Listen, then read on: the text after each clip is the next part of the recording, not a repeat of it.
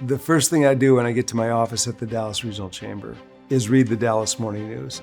There's usually 3 or 4 stories of people that I know or people that I'd like to know that are doing great things. I write them all a note, and it's just a way to kind of touch people first thing in the morning.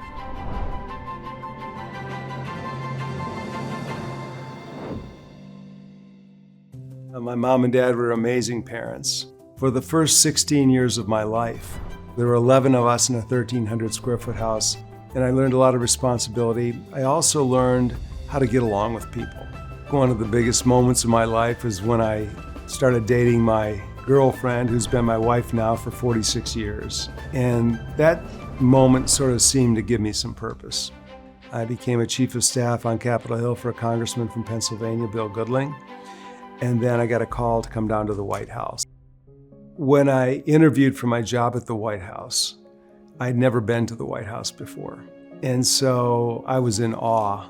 And I'm walking up the driveway to the West Wing, and there's a tall Marine at the door, and he opened the door for me and saluted me. And I thought, wow, I've never experienced anything quite like this before.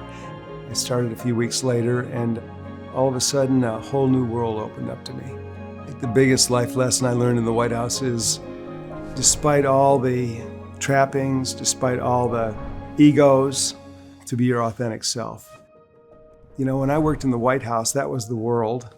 When I worked at National Geographic, that was the world. When I worked at the Baseball Hall of Fame, that was the country. But at the Dallas Regional Chamber, we work for the Dallas region. We get to work in public policy to build a strong business climate and make sure that we're a welcoming state and a welcoming community.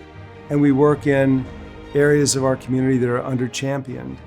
What I love about Junior Achievement is that it inspires kids to want to be in business. The sooner you get started and the faster you get started, the better your life's going to be.